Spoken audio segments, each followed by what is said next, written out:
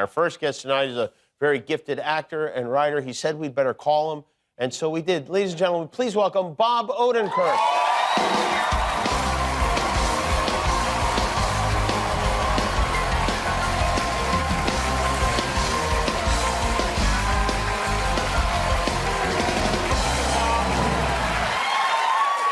It's very good to see you. Thank you for coming. Oh, yeah. I know you, Richard Lewis passed away today. Yeah, great stand-up comic, Richard Lewis. Yeah, one of the best. Yeah.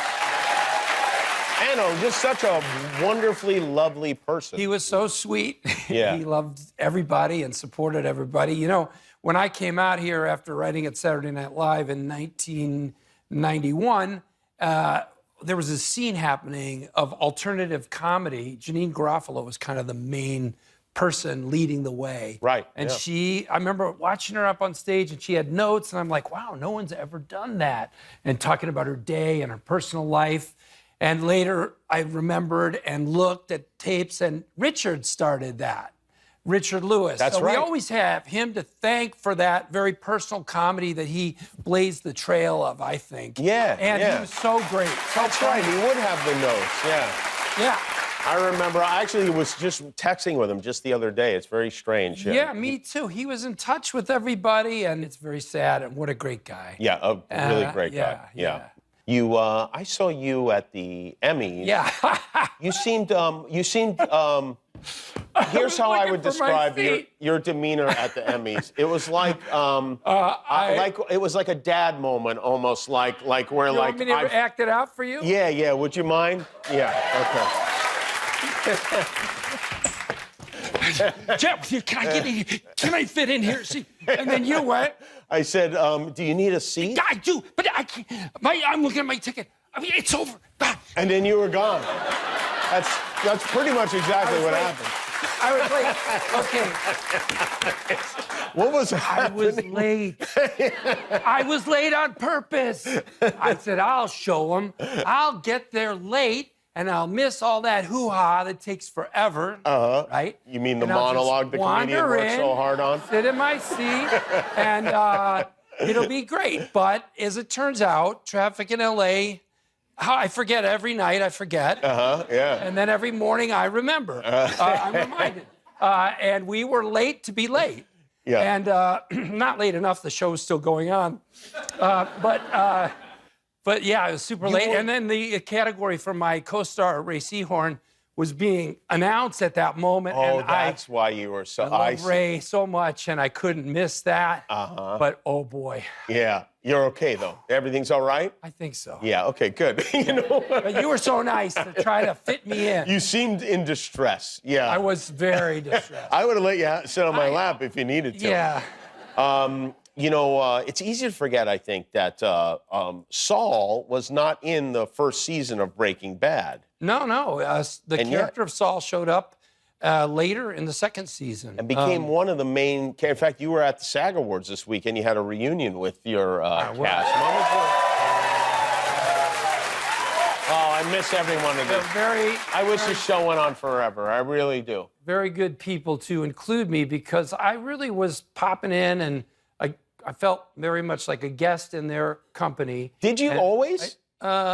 Maybe towards the end I felt more part of the show, but the truth is they established that show and everything about it, the tone and the integrity of the work before I ever Were you a fan of the show going into being on it? I'd never seen the show. Did they know Everyone knows this. I never saw the show, and I got hired to do it. I was like, this will be cool. And on the plane, I popped in a DVD that they sent me, and I watched like 10 minutes. And I knew it was a drama. I'm not stupid. But I was like, okay, good. And then I had little kids at home at the time. And every time, we would go to put the show on, you know, the kids are up and around all, you know. You couldn't play it because what if they walked in the room? In fact, the first time we really sat down, my wife Naomi and I, to watch it, within 10 minutes, a kid popped in the room. And I had to stop it. But eventually, I watched the show. You did, yeah. But I did have a faux pas in the makeup trailer one time. Brian was talking about a scene he was doing, and I'm like, Well, yeah, but like your character and Gus are friends, right? And he looked at me, this was the 3rd season, and he goes, "You've never watched this." And I just laughed. I didn't answer him. You didn't cop to it? No. You cursed on the SAG Awards. I did. I guess that's okay now because it's on Netflix, huh? Well, is it okay? I think I should apologize. Could I use your Yeah, moment here? absolutely. If you Can I get want. some sad music and a special light, an apology light? Do we have an apology? Oh, yeah, that is our apology. You've light. had it Oh, for years. You've never used it. Yeah.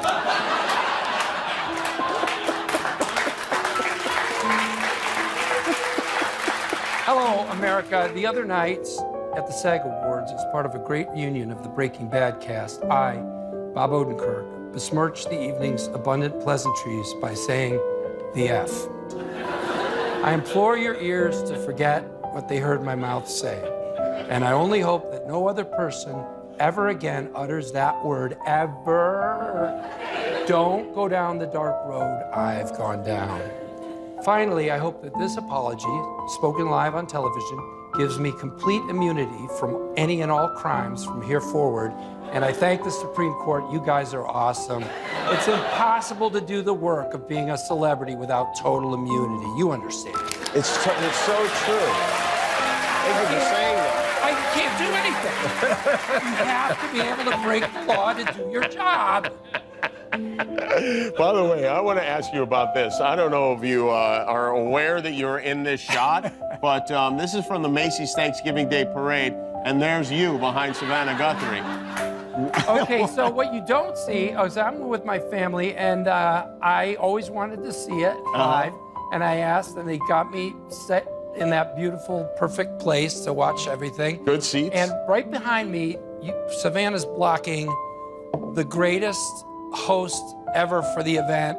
What? And I got to hear his monologue through the whole thing. It was Flavor Flav from Public Enemy. And I'm telling you, he loved the parade so much. Every single float. Damn, boy! He was so happy he should host the parade. That's a Please. great idea. I'm Boy, telling that you. is a great, maybe like a Manning cast type situation. Maybe you and Flavor could, Yeah, I would love it. yes, do the alternate broadcast of the thing.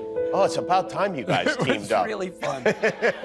You did the show Finding Your Roots. I was on that show. That was a lot of fun. Did you Oh my enjoy gosh, being it on was that? amazing. I loved it. Did you so learn much. any Yes, revelations? absolutely. They made a big stink about it. I'm related to King Charles. I'm his 11th cousin.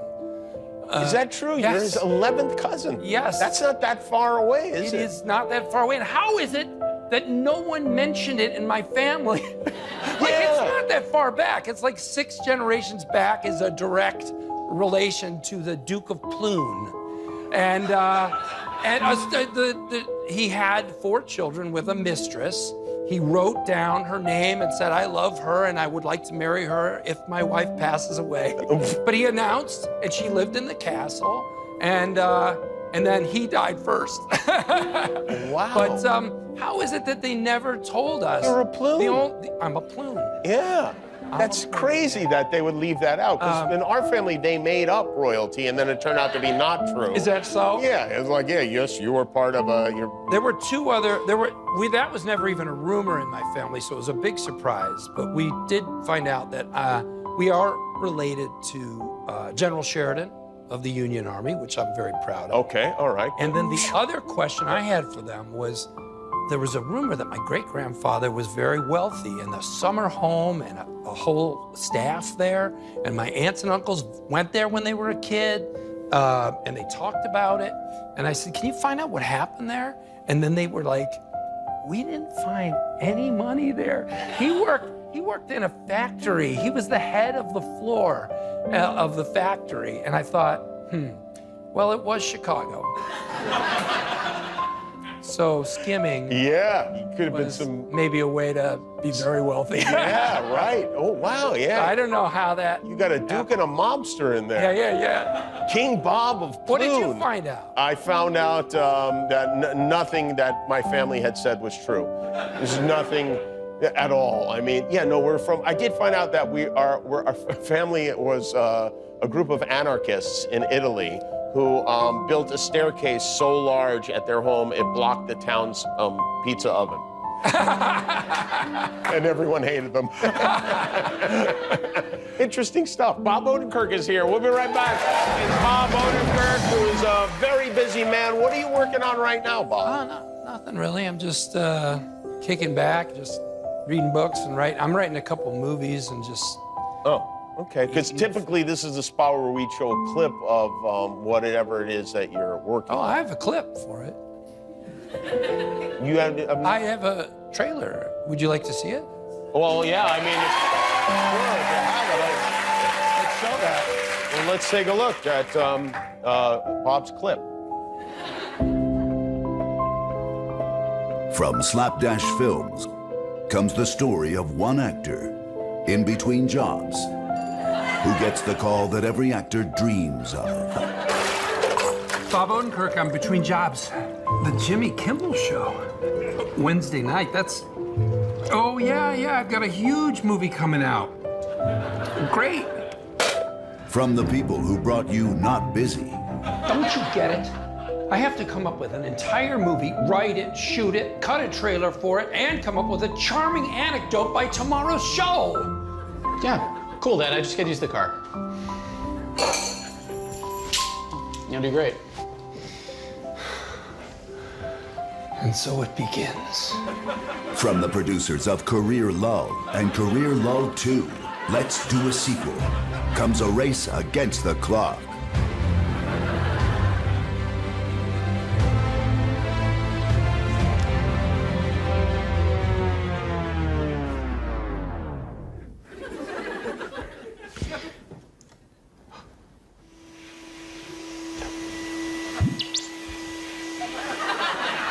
You'll help me, right, Roomba?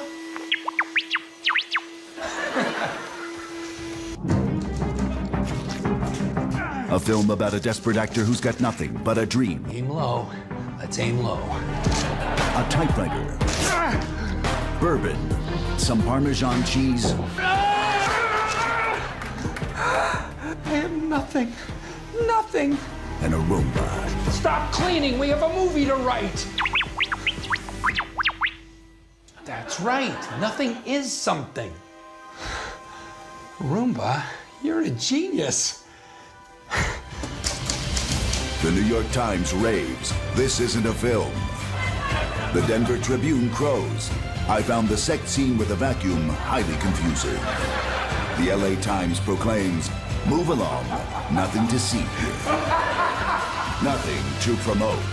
Because sometimes nothing is better than something. Roomba, you've cleaned up another mess.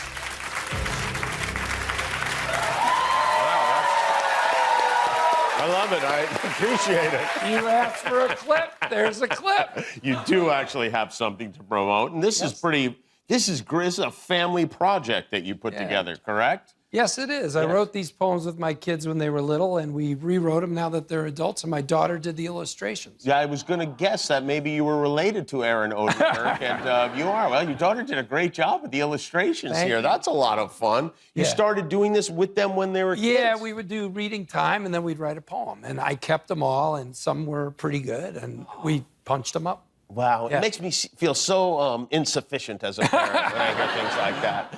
I just got lucky.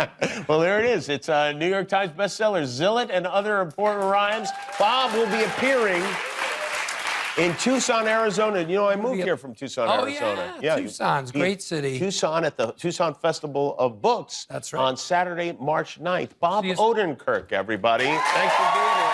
We'll be back with Theo J.